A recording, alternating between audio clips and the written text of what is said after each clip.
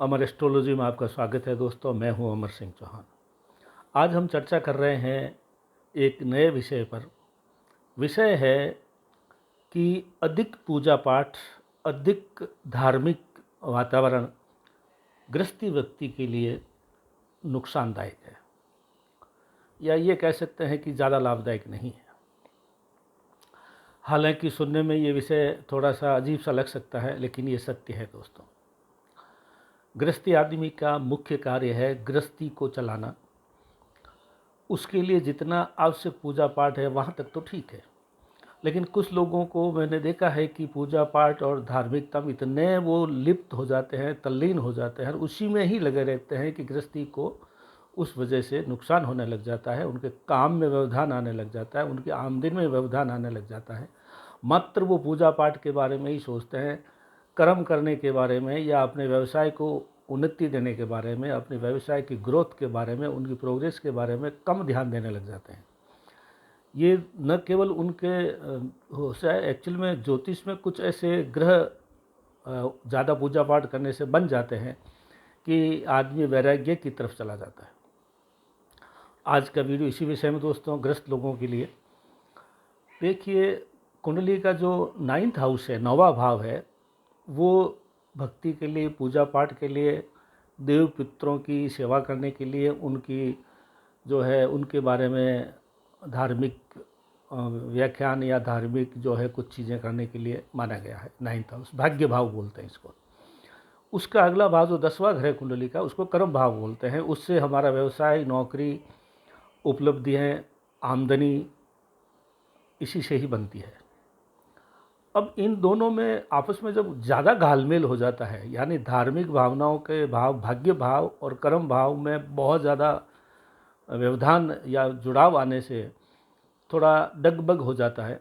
इसलिए मेरा ये मानना है, शास्त्रों का भी मानना है कि जब जब भी 10वें घर का स्वामी यानी कर्मेश जो है, कर्म भाव का मालिक अगर 9th भाव में जाके बैठ जाए, यानी पिछला भाव 10वां घर 9वें भाव में चला जाए, यानी पीछे चला जाए, तो वो ज्योतिष में ये कहलाता है कि 10वें भाव का नुकसान भाव में चला गया।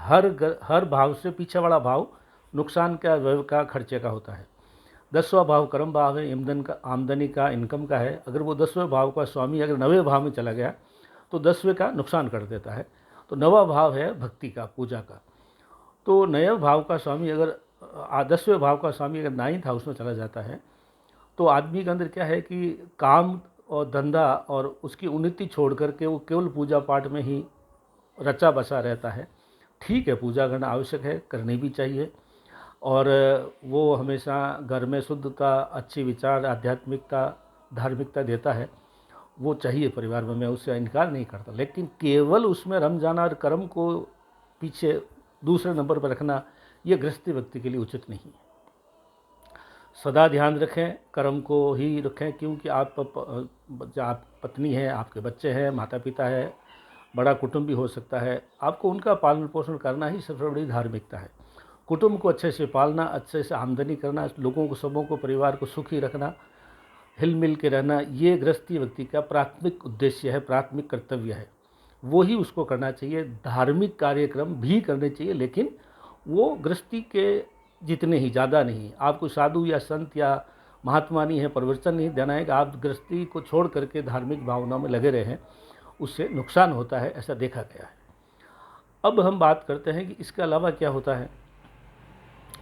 9वें और 10वें घर का स्वामी अगर साथ में मिलकर 12वें में बैठ जाए, छठे में बैठ जाए, 8वें में बैठ जाए, तो भी यही नुकसान होता है। सॉरी।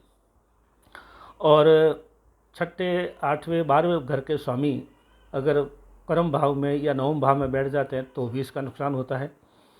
और 9वें भाव का स्वामी 10वें में चला जाए, 10वें का स्वामी 9वें में चला जाए, वैसे ये राजयोग माना जाता है, त्रिकोण राजयोग माना जाता है। लेकिन 10वां घर का स्वामी पीछे यानी 9वें में जाना, यानी कर्म भाव का स्वामी कर्मेश जा करके भाग्येश में यानी धार्मिक भाव में बैठ जाना, ये एक तरह का नुकसानदायक होता है। तो धार्मिक भावनाओं को करना चाहिए, लेकिन कर्म को सर्वोपरि रखें, क्योंकि आप ग्रस्त हैं, साधु संत नहीं है। साधु संत का काम है हर वक्त प्रचार करना, धर्म करना। 24 घंटे वो सोचता है कि वो, क्योंकि वो साधु है, संत है, प्रवचन देता है। आप ग्रस्त हैं, आपको 24 घंटे ये सोचना है कि किस प्रकार से रोज़गार बढ़े, नौकरी अच्छी चले, आमदनी अच्छी हो जिससे मैं गृहस्थी अच्छी चला सकूं, पत्नी को, पुत्र संतान, जो भी संतान पुत्र पुत्री उनको, भाई, छोटे भाई बहनों को, पिता की, सबकी सेवा कर सके।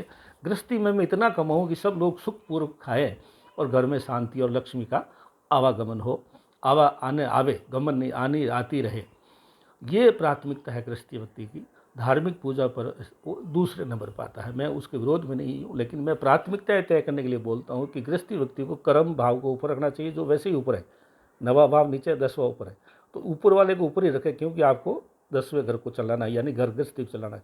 धर्म भाव को ऊपर ला करके इसको नीचे ले जाएंगे तो धर्म भाव में तो हो सकता है पारंगत हो या नहीं हो, लेकिन ये कर्म भाव जो है आपका खत्म हो जाएगा, कम हो जाएगा, नुकसानप्रद हो जाएगा, तो वो दोनों चीज़ें आपस में गड़बड़ हो जाएगी। गृहस्थी है, गृहस्थी का ही धर्म, गृहस्थी अपना में एक बहुत बड़ा धर्म है। गृहस्थ, सफल गृहस्थ होना एक बहुत बड़ा, इससे बड़ा कोई धर्म नहीं है। धार्मिक भावनाएं आप जितना सूक्ष्मता से ठीक ठाक, जिससे आपको व्यवसाय या कर्म या नौकरी डिस्टर्ब नहीं, उतना धर्म भाव जरूर क्रिएट करना भी चाहिए, उससे घर में संस्कार बनते हैं। कर्म भाव को विकसित कीजिए, उसी में ही लगे रहिए, गृहस्थी को, नौकरी को, उसको चलाइए। ये आज का वीडियो का विषय था दोस्तों। अधिक पूजा पाठ गृहस्थ व्यक्ति को जो है उदासीन बना देता है, तो आपको उदासीन नहीं रहना है। आपको कर्मठता के साथ में, उत्साह के साथ में, उमंग के साथ में गृहस्थी चलानी है, नौकरी चलानी है, व्यवसाय चलाना है, धन कमाना है। आज का वीडियो अमर एस्ट्रोलॉजी इतना ही दोस्तों। हमारे अमर एस्ट्रोलॉजी को लाइक करें, सब्सक्राइब करें और लोगों को भी इससे जुड़ने के लिए प्रेरित करें। धन्यवाद।